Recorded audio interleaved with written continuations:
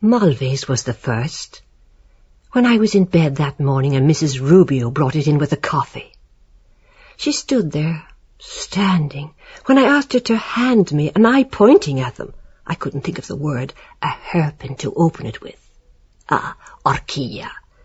This obliging old thing, and it staring her in the face, with her switch of false hair in her, and vain about her appearance, ugly as she was, near 80 or 100, her face a mass of wrinkles, with all her religion, domineering, because she never could get over the Atlantic fleet coming in, half the ships of the world, and the Union Jack flying, with all her carabineros, because 4 drunken English sailors took all the rock from them, and because I didn't run into Mass often enough in Santa Maria to please her, with her shawl up on her, except when there was a marriage on, with all her miracles of the saints, and her black blessed Virgin with the silver dress, and the sun dancing 3 times on Easter Sunday morning. And when the priest was going by with the bell bringing the Vatican to the dying, blessing herself for his majesty. An admirer, he signed it. I near jumped out of my skin. I wanted to pick him up when I saw him following me along the Calle Real in the shop window. Then he tipped me just in passing. I never thought he'd write making an appointment. I had it inside my petticoat bodice all day, reading it up in every hole and corner, while Father was up at the drill instructing, to find out by the handwriting or the language of stamps, singing, I remember, "Shall I wear a white rose?" And I wanted to put on the old stupid clock to near the time. He was the first man kissed me, under the Moorish wall, my sweetheart, when a boy. It never entered my head what kissing meant till he put his tongue in my mouth. His mouth was sweet like young. I put my knee up to him a few times to learn the way. What did I tell him? I was engaged, for fun, to the son of a Spanish nobleman named Don Miguel de la Flora, and he believed that I was to be married to him in 3 years' time. There's many a true word spoken in jest. There is a flower that bloometh. A few things I told him true about myself, just for him to be imagining. The Spanish girls he didn't like. I suppose one of them wouldn't have him. I got him excited. He crushed all the flowers on my bosom he brought me. He couldn't count the pesetas and the perigordas till I taught him. Capaquin he came from, he said, on the Blackwater. But it was too short then. The day before he left, May, yes, it was May, when the infant king of Spain was born. I'm always like that in the spring. I'd like a new fellow every year. Up on the tip-top, under the rock gun near O'Hara's Tower, I told him it was struck by lightning, and all about the old Barbary apes they sent to Clapham, without a tail, careering all over the show on each other's back, Mrs. Rubio said. She was a regular old rock scorpion, robbing the chickens out of Inthe's farm, and throw stones at you if you went near. He was looking at me. I had that white blouse on open at the front to encourage him as much as I could, without too openly. They were just beginning to be plump. I said I was tired. We lay over the Fir Tree Cove, a wild place. I suppose it must be the highest rock in existence. The galleries and the casemates and those frightful rocks, and St. Michael's Cave with the icicles or whatever they call them hanging down, and ladders, all the mud clutching my boots. I'm sure that's the way down the monkeys go under the sea to Africa when they die. The ships out far like chips. That was the Malta boat passing. Yes, the sea and the sky, you could do what you liked. Lie there forever. He caressed them outside. They love doing that. It's the roundness there. I was leaning over him with my white rice straw hat to take the newness out of it, the left side of my face the best. My blouse open for his last day. Transparent kind of shirt he had. I could see his chest, pink. He wanted to touch mine with his for a moment, but I wouldn't let him. He was awfully put out first, for fear, you never know, consumption or leave me with the child, embarazada. That old servant Inez told me that one drop, even if it got into you at all. After I tried with the banana, but I was afraid it might break and get lost up in me somewhere. Yes, because they once took something down out of a woman that was up there for years, covered with lime salts. They're all mad to get in there where they come out of. You'd think they could never get far enough up. And then they're done with you in a way till the next time. Yes, because there's a wonderful feeling there all the time, so tender. How did we finish it off? Yes, oh yes, I pulled him off into my handkerchief, pretending not to be excited. But I opened my legs. I wouldn't let him touch me inside my petticoat. I had a skirt opening up the side. I tortured the life out of him, first tickling him. I loved rousing that dog in the hotel. His eyes shut, and a bird flying below us. He was shy all the same. I liked him. Like that morning I made him blush a little when I got over him that way. When I unbuttoned him and took his out and drew back the skin, it had a kind of eye in it. They're all buttons, men, down the middle, on the wrong side of them. Molly darling, he called me. What was his name? Jack? Joe? Harry Mulvey, was it? Yes, I think a lieutenant he was. Rather fair. He'd a laughing kind of a voice. So I went around to the what-you-call-it. Everything was what-you-call-it. Moustache had he. He said he'd come back. Lord, it's just like yesterday, to me. And if I was married, he'd do it to me. And I promised him, yes, faithfully, I'd let him block me. Now, flying. Perhaps he's dead or killed. Or a captain or admiral. It's nearly 20 years. If I said Fir Tree Cove he would, if he came up behind me and put his hands over my eyes to guess who. I might recognize him. He's young still, about 40. Perhaps he's married some girl on the Blackwater and is quite changed. They all do. They haven't half the character a woman has. She little knows what I did with her beloved husband before he ever dreamt of her, in broad daylight too, in the sight of the whole world, you might say. They could have put an article about it in the Chronicle. I was a bit wild after, when I blew out the old bag the biscuits were in from Benedict Bruss and exploded it. Lord, what a bang, all the woodcocks and pigeons screaming.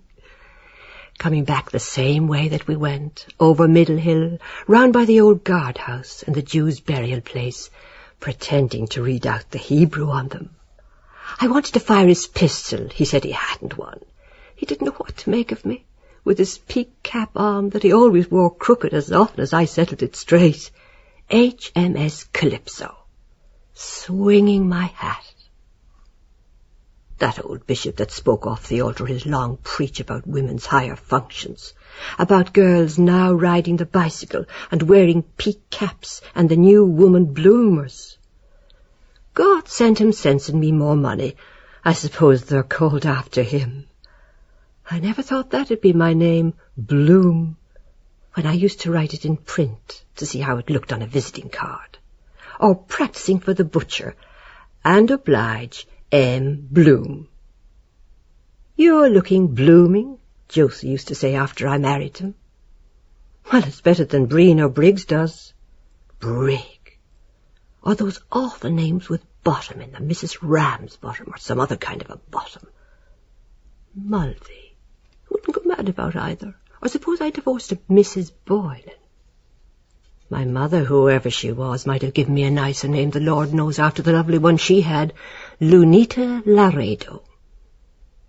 The fun we had running along Willis Road to Europa Point, twisting in and out all round the other side of Jersey. They were shaking and dancing about my blouse, like Milly's little ones now when she runs up the stairs. I love looking down at them. I was jumping up at the pepper trees and the white poplars, pulling the leaves off and throwing them at him. He went to India. He was to write. The voyages those men have to make to the ends of the world and back. It's the least they might get a squeeze or two at a woman while they can. going out to be drowned or blown up somewhere. I went up Windmill Hill to the flats that Sunday morning with Captain Rubio's that was dead spyglass like the sentry had. He said he'd have 1 or 2 from on board. I wore that frock from the B. Marché Paris and the coral necklace. The straits shining. I could see over to Morocco almost. The Bay of Tangier white, and the Atlas mountain with snow on it, and the straits like a river, so clear. Harry. Molly, darling, I was thinking of Mum on the sea all the time after at Mass when my petticoat began to slip down at the elevation. Weeks and weeks I kept the handkerchief under my pillow for the smell of him. There was no decent perfume to be got in that Gibraltar, only that cheap peau d'Espagne that faded and left a stink on you more than anything else. I wanted to give him a memento. He gave me that clumsy cladder ring for luck, that I gave Gardner going to South Africa, where those Boers killed him with their war and fever. But they were well beaten all the same, as if it brought its bad luck with it, like an opal or pearl. Must have been pure 16-carat gold, because it was very heavy. I can see his face, clean-shaven. Free from that train again, weeping tone. Once in the dear dead days beyond recall. Close my eyes, breath, my lips forward, kiss, sad look, eyes open, piano.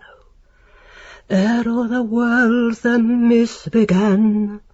I hate that ispeg. Comes love's sweet song. I let that out full when I get in front of the footlights again.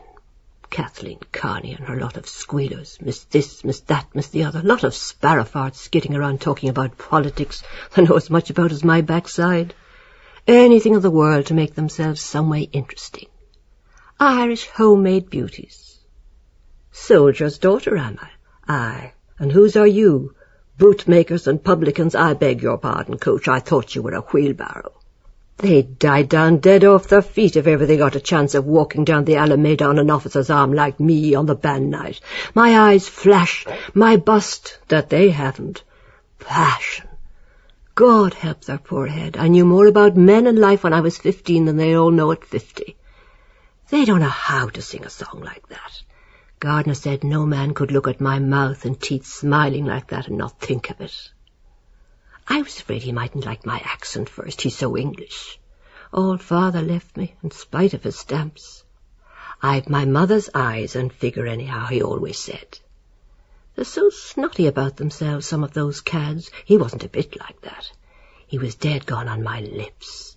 Let them get a husband first that's fit to be looked at, and a daughter like mine, or see if they can excite a swell with money that can pick and choose whoever he wants like Boylan, to do it 4 or 5 times locked in each other's arms. Or the voice either.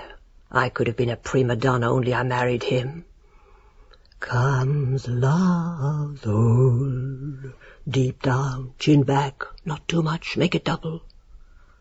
My lady's bower is too long for an encore, about the moated grange at twilight and vaulted rooms. Yes, I'll sing Winds That Blow from the South, that he gave after the choir stairs performance. I'll change that lace on my black dress to show off my bobs, and I'll... Yes, by God, I'll get that big fan mended, make them burst with envy. My hole is itching me always when I think of him. I feel I want to. I feel some wind in me. Better go easy, not wake him. Have him at it again, slobbering after washing every bit of myself, back, belly and sides. If we'd even a bath itself or my own room. Anyway, I wish he'd sleep in some bed by himself, with his cold feet on me, give his room even to let a fart go to do the least thing. Better, yes, hold them like that a bit on my side. Piano, quietly. Sweet. There's that train, far away, pianissimo. One more. Song. That was a relief. Whatever you be, let your wind go free. Who knows if that pork chop I took with my cup of tea after was quite good, with the heat. I couldn't smell anything of it. I'm sure that queer-looking man in the pork butcher's is a great rogue. I hope that lamp is not smoking, fill my nose up with smuts. Better than having him leaving the gas on all night. I couldn't rest easy in my bed in Gibraltar, even getting up to sea.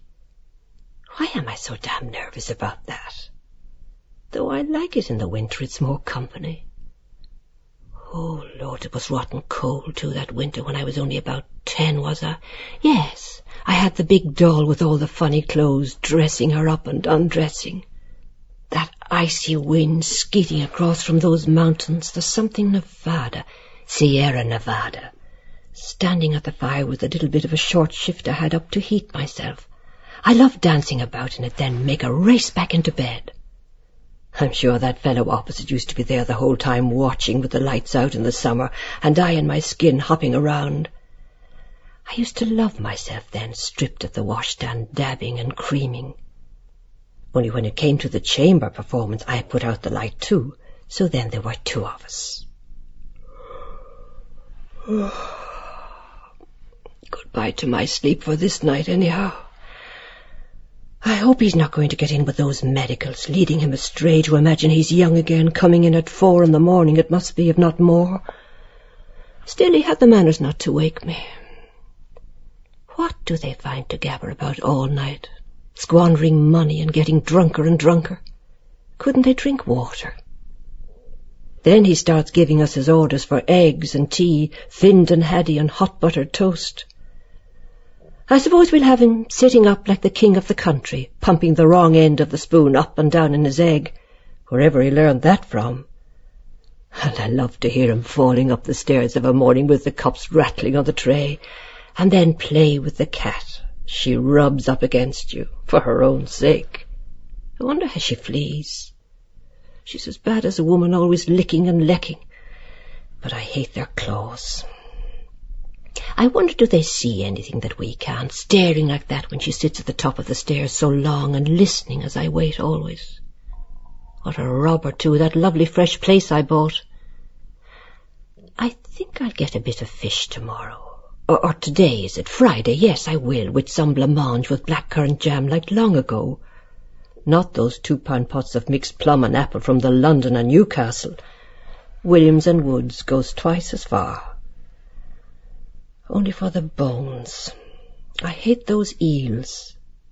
Cod. Yes, I'll get a nice piece of cod. I'm always getting enough for 3, forgetting. Anyway, I'm sick of that everlasting butcher's meat from Buckley's, loin chops and leg beef and rib steak and scrag of mutton and calf's pluck. The very name is enough. Or a picnic. Suppose we all gave 5 shillings each or let him pay, and invite some other woman for him. Who? Mrs. Fleming. And drive out to the Furry Glen or the Strawberry Beds. We'd have him examining all the horses' toenails first like he does with the letters. No, not with Boylan there. Yes, with some cold veal and ham mixed sandwiches. There are little houses down at the bottom of the banks there on purpose, but it's as hot as blazes, he says. Not a bank holiday. Anyhow, I hate those ruck of Mary Ann coal boxes. Out for the day. Whit Monday is a cursed day, too. No wonder that bee bit him. Better the seaside. But I'd never again in this life get into a boat with him after him at Bray telling the boatman he knew how to row. If anyone asked could he ride the steeplechase for the Gold Cup, he'd say yes. Then it came on to get rough, the old thing crooketing about, and the weight all down my side, telling me to pull the right reins, now pull the left, and the tide all swamping in floods in through the bottom, and his oar slipping out of the stirrup. It's a mercy we weren't all drowned.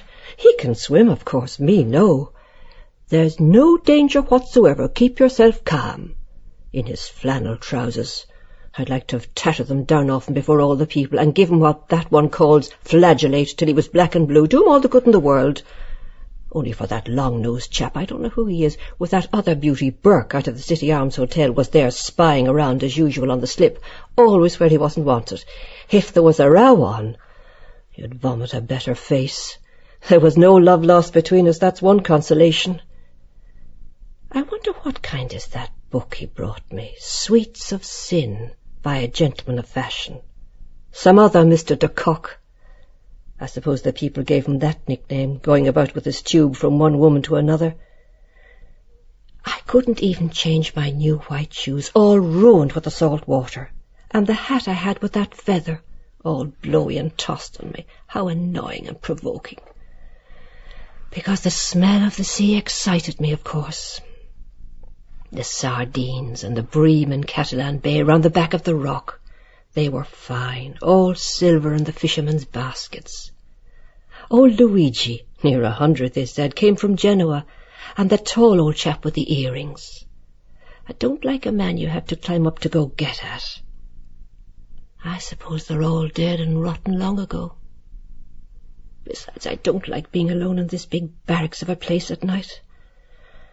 I suppose I'll have to put up with it. I never brought a bit of salt in even when we moved, in the confusion. Musical Academy he was going to make on the first floor drawing room, with a brass plate. Or Bloom's private hotel, he suggested. Go and ruin himself altogether the way his father did down in Ennis. Like all the things he told father he was going to do, and me. But I saw through him, telling me all the lovely places we could go for the honeymoon, Venice by moonlight with the gondolas, and the Lake of Como he had a picture cut out of some paper of, and mandolins and lanterns. Oh, how nice, I said. Whatever I liked he was going to do immediately, if not sooner. Will you be my man? Will you carry my can? He ought to get a leather medal with a putty rim for all the plans he invents. Then leaving us here all day. You never know what old beggar at the door for a crust with his long story might be a tramp and put his foot in the way to prevent me shutting it. Like that picture of that hardened criminal he was called in Lloyd's Weekly News. 20 years in jail, then he comes out and murders an old woman for her money. Imagine his poor wife or mother or whoever she is. Such a face you'd run miles away from. I couldn't rest easy till I bolted all the doors and windows to make sure. But it's worse again being locked up like a prison or a madhouse. They ought to be all shot, or the cat of nine tails. A big brute like that would attack a poor old woman to murder her in her bed, I'd cut them off, so I would. Not that he'd be much use, still better than nothing. The night I was sure I heard burglars in the kitchen, and he went down in his shirt with a candle and a poker as if he was looking for a mouse, as white as a sheet, frightened out of his wits, making as much noise as he possibly could for the burglar's benefit. There isn't much to steal, indeed, the Lord knows. Still, it's the feeling, especially now with Milly away. Such an idea for him to send the girl down there to take photographs, on account of his grandfather, instead of sending her to Skerry's Academy where she'd have to learn, not like me getting all at school. Only he'd do a thing like that, all the same, on account of me and Boylan. That's why he did it, I'm certain. The way he plots and plans everything out. I couldn't turn round with her in the place lately unless I bolted the door first. Gave me the fidgets coming in without knocking first. When I put the chair against the door, just as I was washing myself there below with a glove, get on your nerves. Then doing the log lady all day. Put her in a glass case with two at a time to look at her. If he knew she broke off the hand off that little gimcrack statue with her roughness and carelessness before she left, that I got that little Italian boy to mend so that you can't see the joint for 2 shillings. Wouldn't even team the potatoes for you. Of course, she's right not to ruin her hands. I noticed he was always talking to her lately at the table, explaining things in the paper, and she pretending to understand. Sly, of course, that comes from his side of the house, and helping her into her coat. But if there was anything wrong with her, it's me she'd tell, not him. He can't say I pretend things, can he? I'm too honest, as a matter of fact. I suppose he thinks I'm finished out and laid on the shelf. Well, I'm not, no, nor anything like it. We'll see. Well, we'll see now. She's well on for flirting too with Tom Devan's 2 sons, imitating me whistling, with those rumps of Murray girls calling for her. "Can Milly come out, please?" She's in great demand, to pick what they can out of her, round in Nelson Street riding Harry Devan's bicycle at night. It's as well he sent her where she is. She was just getting out of bounds, wanting to go on the skating rink and smoking their cigarettes through their nose. I smelt it off her dress when I was biting off the thread off the button I sewed onto the bottom of her jacket. She couldn't hide much from me, I tell you. Only I oughtn't to have stitched it and it on her. It brings a parting. And the last plum pudding too split in 2 halves, see, it comes out no matter what they say. Her tongue is a bit too long for my taste. "Your blouse is open too low," she says to me, the pan calling the kettle black bottom, and I had to tell her not to cock her legs up like that on show on the windowsill before all the people passing. They all look at her, like me when I was her age. Of course any old rag looks well on you then. A great touch me not to in her own way. At the only way in the Theatre Royal. Take your foot away out of that. I hate people touching me. Afraid of her life I'd crush her skirt with the pleats. A lot of that touching must go on in theatres in the crush in the dark. They're always trying to wiggle up to you.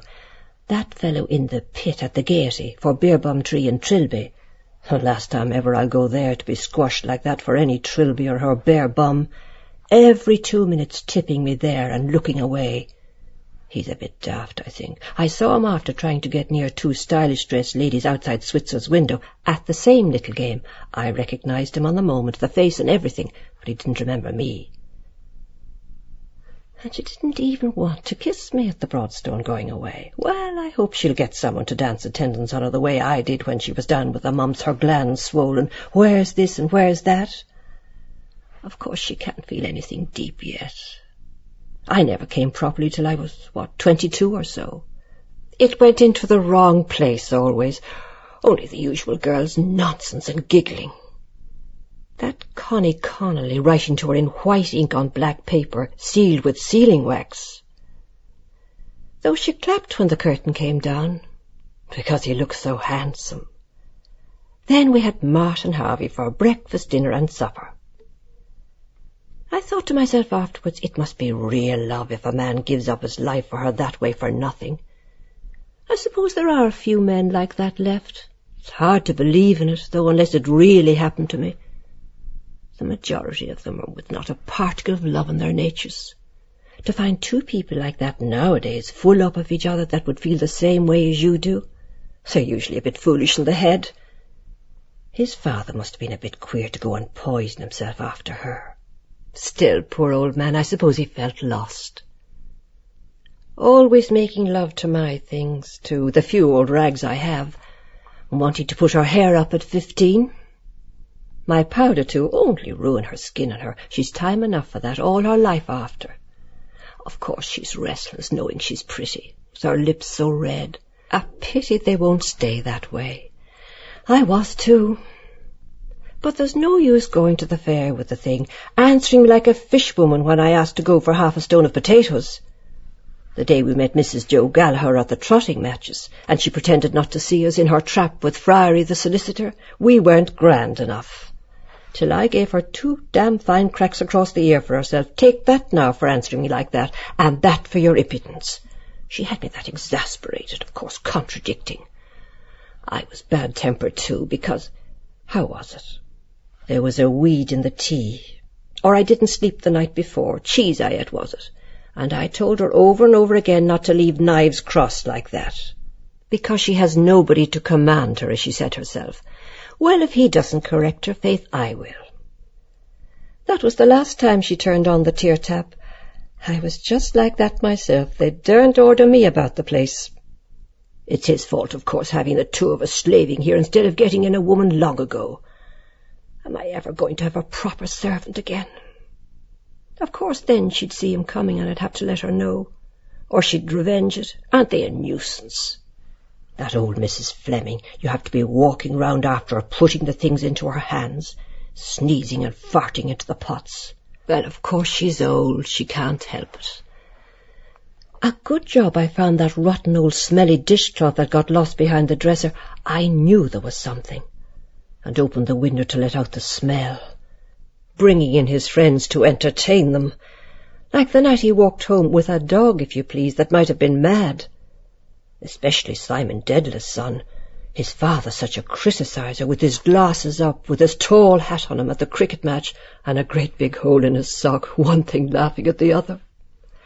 And his son that got all those prizes for whatever he won them in the intermediate. Imagine climbing over the railings, if anybody saw him that knew us. Wonder he didn't tear a big hole in his grand funeral trousers, as if the one nature gave wasn't enough for anybody. Hawking him down into the dirty old kitchen, now is he right in his head, I ask? Pity it wasn't washing day. My old pair of drawers might have been hanging up too on the line on exhibition, for all he'd ever care, with the iron mould mark the stupid old bundle burned on them. He might think was something else. And she never even rendered down the fat, I told her. And now she's going, such as she was, on account of her paralysed husband getting worse.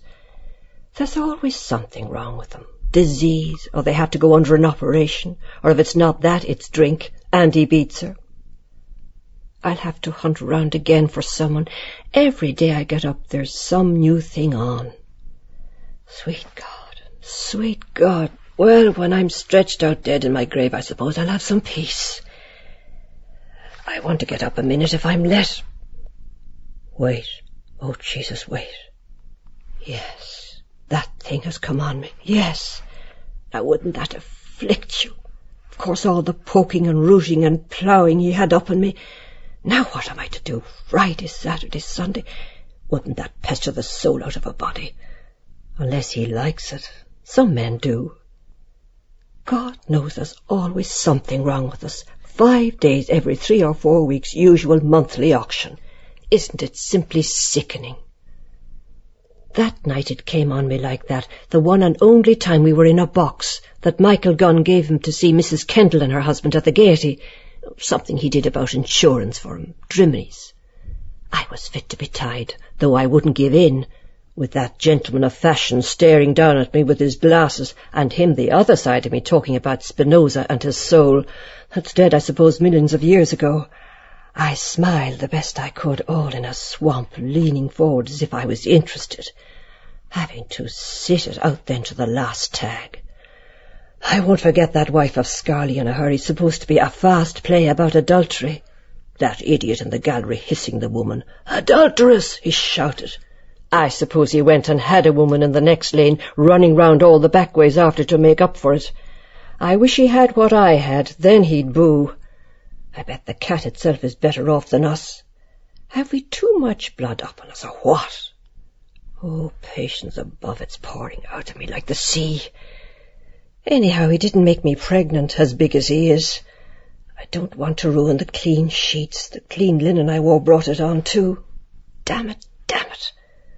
And they always want to see a stain on the bed to know you're a virgin for them. Oh, that's troubling them. They're such fools, too.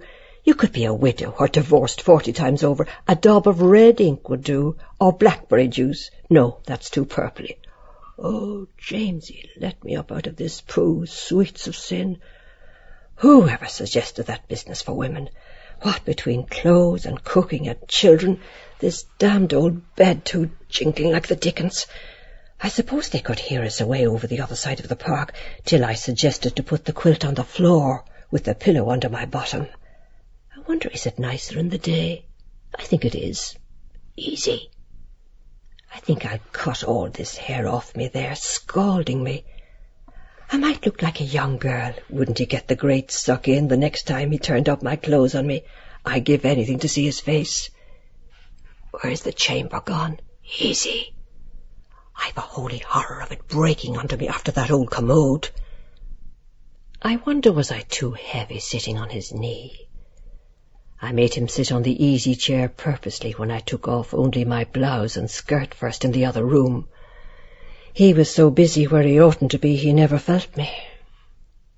I hope my breath was sweet after those kissing comforts. Easy. God, I remember one time I could scout it out straight, whistling like a man almost. Easy. Oh, Lord, how noisy. I hope there are bubbles on it for a wad of money from some fellow. I'll have to perfume it in the morning. Don't forget. I bet he never saw a better pair of thighs than that. Look how white they are. The smoothest place is right there between this bit here. How soft, like a peach. Easy. God, I wouldn't mind being a man and get up on a lovely woman. Oh, Lord, what a row you're making. Like the Jersey lily. Easy. Oh, how the waters come down at Lahore. Who knows, is there anything the matter with my insides? Or have I something growing in me, getting that thing like that every week? When was it last Whit Monday. Yes, it's only about 3 weeks. I ought to go to the doctor. Only it would be like before I married him, when I had that white thing coming from me, and Floey made me go to that dry old stick Dr. Collins for women's diseases on Pembroke Road. Your vagina, he called it. I suppose that's how we got all the gilt mirrors and carpets, getting round those rich ones off Stephen's Green, running up to him for every little fiddle-faddle, her vagina and her Cochin china. They've money, of course, so they're all right.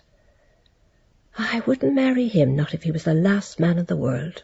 Besides, there's something queer about their children, always smelling around those filthy bitches all sides. Asking me if what I did had an offensive odour. What did he want me to do but the one thing? Gold, maybe. What a question. If I smothered it all over his wrinkly old face for him with all my compliment, I suppose he'd know then. And could you pass it easily? Pass what? I thought he was talking about the Rock of Gibraltar, the way he puts it. That's a very nice invention, too, by the way. Only I like letting myself down after in the hole as far as I can squeeze, and pull the chain then to flush it. Nice, cool, pins and needles. Still, there's something in it, I suppose. I always used to know by Milly's when she was a child whether she'd worms or not. Still, all the same, paying him for that. How much is that, doctor? 1 guinea, please. And asking me had I frequent omissions. Where do those old fellas get all the words they have? Omissions. With his short-sighted eyes on me cocked sideways, I wouldn't trust him too far to give me chloroform or God knows what else. Still, I liked him when he sat down to write the thing out, frowning so severe, his nose intelligent like that. You be damned, you lying strap. Oh, anything, no matter who, except an idiot. He was clever enough to spot that, of course. That was all thinking of him and his mad, crazy letters. My precious one, everything connected with your glorious body, everything underlined, that comes from it is a thing of beauty and of joy forever. Something he got out of some nonsensical book, that he had me always at myself, 4 or 5 times a day sometimes. And I said I hadn't. Are you sure? Oh, yes, I said, I am quite sure, in a way that shut him up. I knew what was coming next. Only natural weakness. It was he excited me, I don't know how. The first night ever we met when I was living in Rehoboth Terrace, we stood staring at one another for about 10 minutes, as if we met somewhere. I suppose on account of my being Jewess-looking, after my mother. He used to amuse me, the things he said with a half-sleuthering smile on him. And all the Doyle said he was going to stand for a Member of Parliament. Oh, wasn't I the born fool to believe all his blather about Home Rule and the Land League, sending me that long strool of a song out of the Huguenots to sing in French to be more classy, Au beau pays de la Troenne, that I never even sang once, explaining and rigmaroling about religion and persecution. He won't let you enjoy anything naturally. Then, mighty as a great favour, the very first opportunity got a chance in Brighton Square, running into my bedroom, pretending the ink got on his hands, to wash it off with the Albion milk and sulphur soap I used to use, and the gelatine still round it. Oh, I laughed myself sick at him that day. I'd better not make an all-night sitting on this affair. They ought to make chambers a natural size so that a woman could sit on it properly. He kneels down to do it. I suppose there isn't in all creation another man with the habits he has. Look at the way he's sleeping at the foot of the bed. How can he, without a hard bolster? It's well he doesn't kick, or he might knock out all my teeth breathing with his hand on his nose, like that Indian god he took me to show one wet Sunday in the museum in Kildare Street, all yellow in a pinafore, lying on his side on his hand, with his 10 toes sticking out. That he said was a bigger religion than the Jews and our lords both put together, all over Asia. Imitating him, as he's always imitating everybody. I suppose he used to sleep at the foot of the bed, too, with his big square feet up in his wife's mouth. Damn this stinking thing, anyway. Where's those napkins are? Ah, yes, I know. I hope the old press doesn't creak. Ah, I knew it would. He's sleeping hard. Had a good time somewhere. Still, she must have given him great value for his money. Of course, he has to pay for it from her. All this nuisance of a thing. I hope they'll have something better for us in the other world. Tying ourselves up, God help us. That's all right for tonight. Now, the lumpy old jingly bed always reminds me of old Cohen. I suppose he'd scratched himself in it often enough. And he thinks Father bought it from Lord Napier that I used to admire when I was a little girl, because I told him. Easy, piano. Oh, I like my bed. God, here we are as bad as ever after 16 years. How many houses were we in at all? Raymond Terrace and Ontario Terrace and Lombard Street and Hollis Street. And he goes about whistling every time we're on the run again, his Huguenots or the Frogs' March, pretending to help the men with our 4 sticks of furniture. And then the City Arms Hotel. Worse and worse as Warden Daly. That charming place on the landing, always somebody inside praying, then leaving all their stinks after them, always know who was in there last every time. We're just getting on right, and something happens, or he puts his big foot in it. Toms and Healy's and Mr. Cuff's and Drimmy's. Either he's going to be run into prison over his old lottery tickets that was to be all our salvations, or he goes and gives impudence. We'll have him coming home with a sack soon out of the Freeman too, like the rest, on account of those Sinn Féin or the Freemasons. Then we'll see if the little man he showed me dribbling along in the wet all by himself round by Cody's Lane will give him much consolation, that he says is so capable and sincerely Irish. He is indeed, judging by the sincerity of the trousers I saw on him. Wait. There's George's church bells. Wait. 3/4 the hour. Wait. 2 o'clock. Well, that's a nice hour of the night for him to be coming home at to anybody, climbing down into the area, if anybody saw him. I'll knock him off that little habit tomorrow. First I'll look at his shirt to see. Or I'll see if he has that French letter still in his pocketbook. I suppose he thinks I don't know. Deceitful men, all their 20 pockets aren't enough for their lies. Then why should we tell them, even if it's the truth? They don't believe you. Then tucked up in bed, like those babies in the aristocrat's masterpiece he brought me another time, as if we hadn't enough of that in real life, without some old aristocrat or whatever his name is, disgusting you more with those rotten pictures. Children with 2 heads and no legs, that's the kind of villainy they're always dreaming about, with not another thing in their empty heads. They ought to get slow poison, the half of them. Then tea and toast for him buttered on both sides, and new-laid eggs. I suppose I'm nothing any more, when I wouldn't let him lick me in Hollis Street one night. Man, tyrant as ever for the one thing. He slept on the floor half the night naked, the way the Jews used when somebody dies belonged to them, and wouldn't eat any breakfast or speak a word, wanting to be petted. So I thought I stood out enough for one time and let him. He does it all wrong, too, thinking only of his own pleasure. His tongue is too flat, or I don't know what. He forgets that then I don't. I'll make him do it again if he doesn't mind himself, and lock him down to sleep in the coal cellar with the black beetles. I wonder, was it her, Josie, off her head with my cast-offs? He's such a born liar, too. No, he'd never have the courage with a married woman.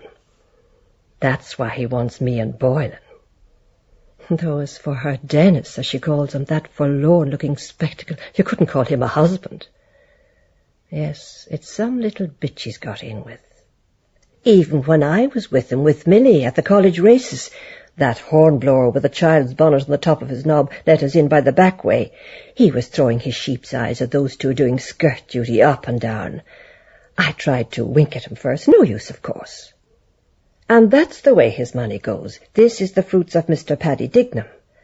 Yes, they were all in great style at the grand funeral in the paper Boylan brought in. If they saw a real officer's funeral, that'd be something. Reversed arms, muffled drums, the poor horse walking behind in black. Boom. And Tom Kernan, that drunken little barrelly man that bit the bit off his tongue falling down the men's WC, drunk in some place or other. And Martin Cunningham, and the two Dedaluses, and Fanny McCoy's husband, white head of cabbage. Skinny thing with a turn in her eye, trying to sing my songs. She'd want to be born all over again. And her old green dress with the low neck, as she can't attract them any other way, like dabbling on a rainy day. I see it all now, plainly, and they call that friendship. Killing, and then burying one another. And they all with their wives and families at home. More especially Jack Power, keeping that barmaid he does.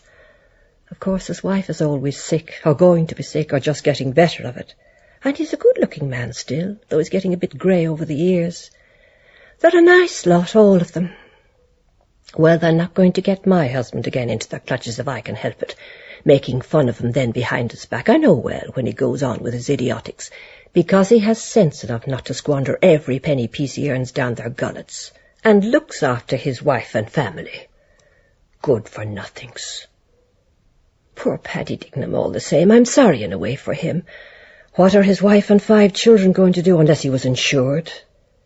Comical little teetotum, always stuck up in some pub corner, and her or her son waiting. Bill Bailey, won't you please come home?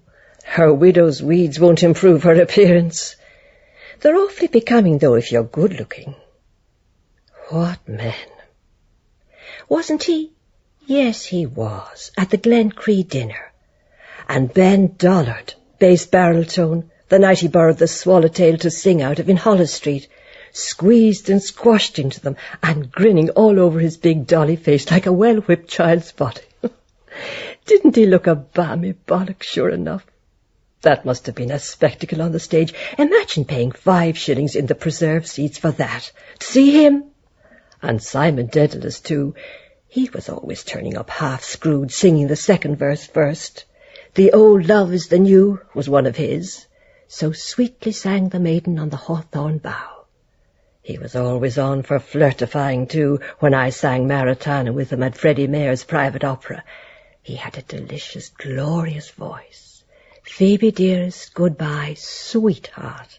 He always sang it, not like Bartell D'Arcy's sweet, tart goodbye. Of course, he had the gift of the voice, so there was no art in it. All over you like a warm shower bath. O Maritana, wildwood flower. We sang splendidly, though it was a bit too high for my register, even transposed. And he was married at the time to May Goulding. But then he'd say or do something to knock the good out of it. He's a widower now. I wonder what sort is his son. He says he's an author and going to be a university professor of Italian, and I'm to take lessons. What is he driving at now, showing him my photo? It's not good of me. I ought to have got it taken in drapery. That never looks out of fashion. Still, I look young in it. I wonder he didn't make him a present of it altogether, and me too. After all, why not? I saw him driving down to the Kingsbridge station with his father and mother. I was in mourning. That's 11 years ago now. Yes, he'd be 11. Though what was the good in going into mourning for what was neither one thing nor the other? Of course he insisted. Go into mourning for the cat. I suppose he's a man now by this time. He was an innocent boy then, and a darling little fellow in his Lord Fauntleroy suit and curly hair, like a prince on the stage when I saw him at Matt Dillon's. He liked me too, I remember. They all do. Wait. By God, yes, wait, yes, hold on. He was on the cards this morning when I laid out the deck. Union with a young stranger, neither dark nor fair, you met before. I thought it meant him, but he's no chicken or a stranger either. Besides, my face was turned the other way. What was the 7th card after that? The 10 of spades for a journey by land. Then there was a letter on its way, and scandals too. The 3 queens and the 8 of diamonds for a rise in society. Yes, wait, it all came out, and 2 red 8s for new garments. Look at that. And didn't I dream something too? Yes, there was something about poetry in it. I hope he hasn't long, greasy hair hanging into his eyes or standing up like a red Indian. What do they go about like that for, only getting themselves and their poetry laughed at? I always liked poetry when I was a girl. First I thought he was a poet like Byron, and not an ounce of it in his composition. I thought he was quite different. I wonder, is he too young? He's about... Wait. 88 I was married. 88. Millie is 15 yesterday. 89. What age was he then at Dillon's? 5 or 6 about. 88. I suppose he's 20 or more. I'm not too old for him if he's 23 or 24. I hope he's not that stuck-up university student sort. No. Otherwise, he wouldn't go sitting down in the old kitchen with him, taking Epsom's cocoa and talking. Of course, he pretended to understand it all. Probably told him he was out of Trinity College. He's very young to be a professor. I hope he's not a professor like Goodwin was. He was a patent professor of John Jemison. They all write about some woman in their poetry. Well, I suppose he won't find many like me, where softly sighs of love, the light guitar, where poetry's in the air, the blue sea, and the moon shining so beautifully coming back on the night boat from Tarifa, the lighthouse at Europa Point. The guitar that fellow played was so expressive. Will I never go back there again? All new faces. 2 glancing eyes, a lattice head. I'll sing that for him. They're my eyes, if he's anything of a poet. 2 eyes as darkly bright as love's own star. Aren't those beautiful words?